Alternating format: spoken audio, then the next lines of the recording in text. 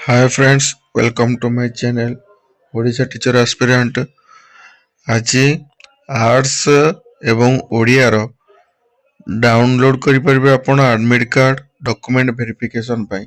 ଆପଣମାନେ ଯେଉଁମାନଙ୍କର ଅଛି ଡିଭି ଆପଣମାନେ ଆଡମିଟ୍ କାର୍ଡ ଡାଉନଲୋଡ୍ କରିପାରିବେ ଏବଂ ଏହି ଆଡମିଟ୍ କାର୍ଡ ସହିତ ଆପଣମାନଙ୍କର ଯାହା ଯାହା ରିକ୍ୱାର୍ଡ ଡକୁମେଣ୍ଟ ମୁଁ ଆପଣମାନଙ୍କୁ ପୂର୍ବ ଭିଡ଼ିଓରେ କହିଥିଲି ଆପଣମାନେ ସେଇଗୁଡ଼ିକୁ ନେଇକି ଯିବେ ଡିଭି ପାଇଁ ଏବଂ ନିର୍ଭୁଲ ଭାବରେ ବାୟୋଡାଟା କମ୍ ଆଟେଷ୍ଟେସନ୍ ଫର୍ମ ଫିଲ୍ଅପ୍ କରିବେ ଏବଂ ସେଟାକୁ କେମିତି ଭଲ ଭାବରେ ଫିଲ୍ଅପ୍ କରିବେ ତାର ଭିଡ଼ିଓ ମଧ୍ୟ ମୁଁ ମୋ ଟେଲିଗ୍ରାମ ଚ୍ୟାନେଲରେ ତାର ଲିଙ୍କ ଅଛି ଏବଂ ଗ୍ରୁପରେ ମଧ୍ୟ ଅଛି, ଆପଣମାନେ ଦେଖିପାରିବେ।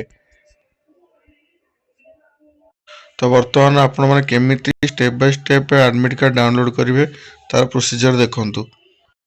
ପ୍ରଥମେ ଆପଣ OSSର ଅଫିସିଆଲ ୱେବସାଇଟକୁ ଯିବେ କିମ୍ବା ଗୁଗଲରେ ସର୍ଚ୍ଚ କଲା ପରେ ଫାଷ୍ଟ ଯେଉଁ ଲିଙ୍କଟି ଆସିବ ସେଠି କ୍ଲିକ୍ କରିବେ। କଲା ପରେ ଦେଖନ୍ତୁ ଆପଣଙ୍କର ଲାଟେଷ୍ଟ ନୋଟିସ୍ ଆମ ପାଖରେ ଅଛି ବର୍ତ୍ତମାନ।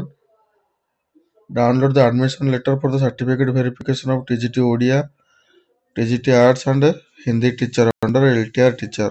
ତ ଆପଣ ଯେଉଁ ଅପସନ୍ ଅଛି ଆଡମିସନ୍ ଲିଙ୍କ ସେଠି କ୍ଲିକ୍ କଲା ପରେ ଆପଣମାନଙ୍କୁ ଗୋଟେ ନ୍ୟୁ ଇଣ୍ଟରଫେସ୍ ଓପନ୍ ହେବ।